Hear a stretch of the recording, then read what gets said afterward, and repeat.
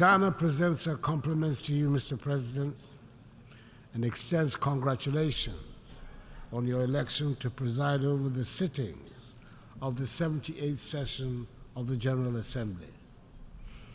Ghana will also use this, the greatest of all platforms, to express the deep condolence and sympathies of her people and government to the peoples and governments of Morocco and Libya over the recent tragic events that have engulfed their countries.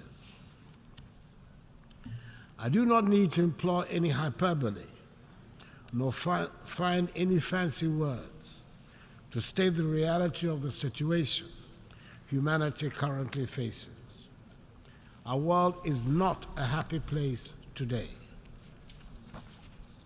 Wherever we look, and in whichever area of our lives to which we turn our attention, there is unhappiness, distrust, and loss of confidence in the structures that have guided the governance of the world since the end of the Second World War, nearly 8 decades ago.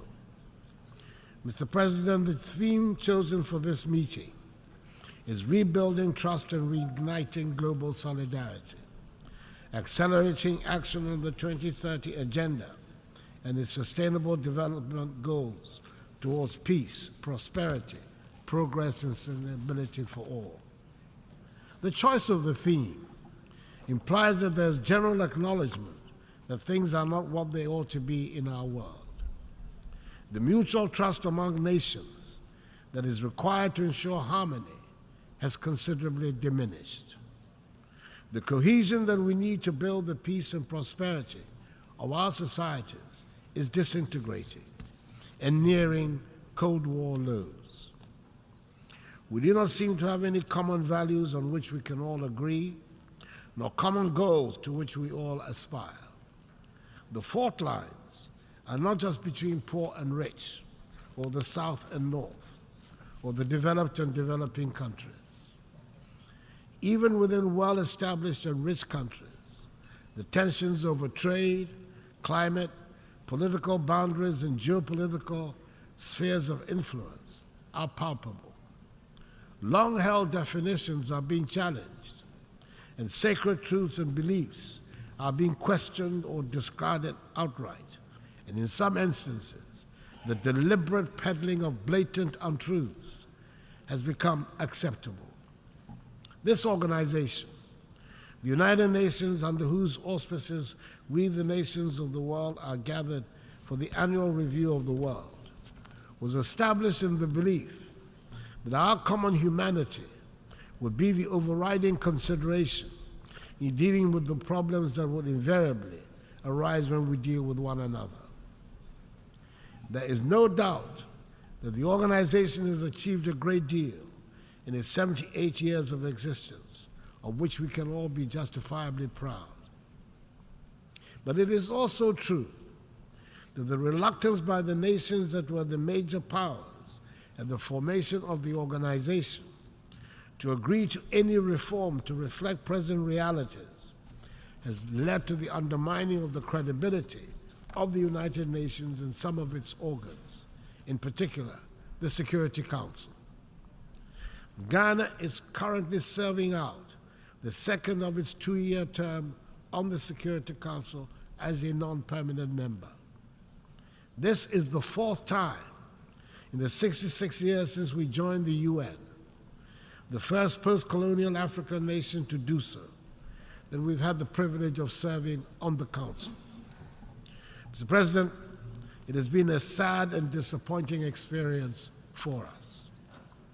We've witnessed it firsthand, over and over again, that the big powers of the United Nations might be preaching democracy, fairness, and justice around the world, but are happy to practice the opposite here at the United Nations, prioritizing parochial interests over those of humanity. Back in 2017, the first time I addressed the General Assembly as President of my country, I spoke at length on the need to reform of the United Nations and of the Security Council in particular. I said then that the urgent need to reform this organization had been talked about and scheduled for a long time. But somehow, we've never found the courage and the will to execute it. I said then that Ghana supports UN reform, especially of the Security Council, as set out in Africa's common position on UN reform, based on the Eswatini Consensus. Mr. President, I said then that the time was long overdue to correct the long-standing injustice that the current structure and composition of the United Nations Security Council represent for the nations of Africa. After serving on the Council at this difficult time in the world, our views on the need for reform have been even more strongly reasserted. We cannot continue to preach democracy, equality, and good governance around the globe. We cannot insist on peace and justice in the world when our global organization is seen by the majority of its members and the people of the world as hampered by an unjust and unfair structure. Mr. President, the Assembly has quite properly chosen the rebuilding of trust as critical in restoring stability and prosperity to our world. We cannot rebuild that trust when the organization that should bind us is seen by many as helping to perpetuate an unfair world order, which is reinforced by an inequitable, dysfunctional global financial architecture. Mr. President, for the past year and a half, a full-scale war is being waged in the center of Europe. The United Nations appears unwilling or unable to influence the events taking place in Ukraine.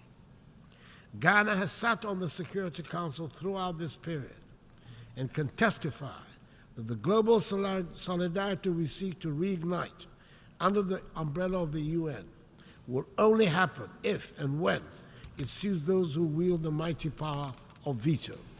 And at the moment, there's nothing to show that these countries have any interest or inclination to do so. Ghana still believes that this organization provides the best vehicle for the world to manage its hydra-headed problems, but it can only function effectively and meet our expectations when we reform the pillars upon which it rests. Anything short of that will continue to undermine its credibility. Mr. President, I do not refer to the events in Ukraine and seek to pretend to ignore the tragic events in my own neighborhood of West Africa and the Sahel. Instability in the Sahel and widespread terroristic activities have put West African countries under severe political pressure and economic strain. Several countries in the region have lost vast stretches of territory to the rampaging terrorists. Coups d'etats have re-emerged as what some mistakenly hope would be the solution to the threats that confront their nations. We in the West African region are trying as best as we can, under the very trying conditions we face, to deal with the situation. We are convinced that the conflicts that continue to plague our continent and our region, in particular, would be more satisfactorily resolved if the international community was to support, not undermine, the efforts of our regional and continental organizations to deal with them. Africans fought and died in the Second World War in defense of Europe and her allies, who reset the world towards the path of peace and prosperity that their nations and citizens have enjoyed for decades now. It is surely time for the world to reciprocate in our time of need. Mr. President, we in Ghana are holding firm to our belief in democracy as the best route to build the prosperous nation that is our aim. It is true that the economic dividends that many of our citizens justifiably expect from the democratic process have not come as fast as had been anticipated. But we're determined to hold fast to the course because we believe that ultimately it will succeed in delivering freedom and prosperity for the mass of our people. We're also having to countenance for the first time in recent human history not just the question of democracy and a deliberate campaign of disinformation against democracy, but also the propagation of authoritarian rule as the faster route to economic advancement. The belief of young people in democracy as the governance model best suited to build peace and prosperity in our society is under systematic attack.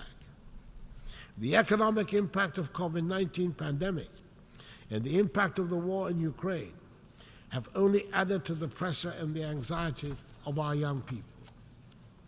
We can also certainly do without having to spend the huge amounts of money we currently spend on security at our northern borders in particular. At this time, unhappily, we feel no sense of the international solidarity that we believe we should receive. It is surely in the interest of the whole world that West Africa should be peaceful and prosperous. We want our young people to be part of a peaceful and prosperous West Africa, rather than part of the thousands that arrive at an unwelcoming Europe after perilous journeys across the Sahara and the Mediterranean Sea. Mr. President, we do not seek to shirk any responsibility for the problems we face that are of our own making. And it bears repeating that we are not craving for sympathy, and we do not want to be a scar on anybody's conscience. But we cannot, and the world should not pretend that the present-day economic and social conditions of Africa have nothing to do with the historical injustices that have fashioned the structures of the world. It is time to acknowledge openly that much of Europe and the United States have been built from the vast wealth harvested from the sweat, tears, blood, and horrors of the transatlantic slave trade and the centuries of colonial exploitation. Maybe we should also admit that it cannot be easy to build confident and prosperous societies from nations that for centuries have their natural resources looted and their peoples traded as commodities. For centuries, the world has been unwilling and unable to confront the realities of the consequences of the slave trade. But gradually, this is changing, and it is time to bring the subject of reparations firmly to the fore. Granted, the current generations are not the ones that engaged in the slave trade, but that grand inhuman enterprise was state-sponsored and deliberate, and its benefits are clearly interwoven with the present-day economic architecture of the nations that designed and executed it. Reparations must be paid for the slave trade. No amount of money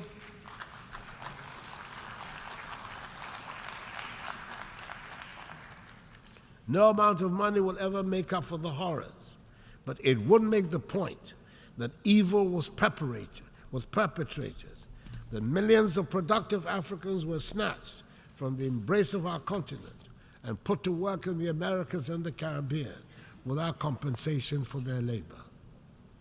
If there are any hesitations in some minds about the paying of reparations, it is worth considering the fact that when slavery was abolished, the slave owners were compensated for the loss of the slaves because the human beings were labeled as property, deemed to be commodities.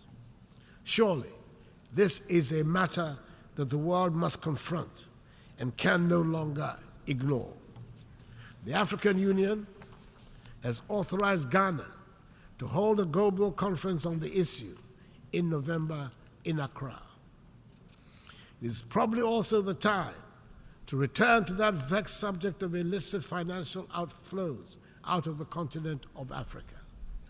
I refer to the report of the panel chaired by the highly respected former South African President Thabo Mbeki on the illicit flow of funds from Africa, which states that Africa is losing annually more than 88 billion United States dollars through illicit financial outflows.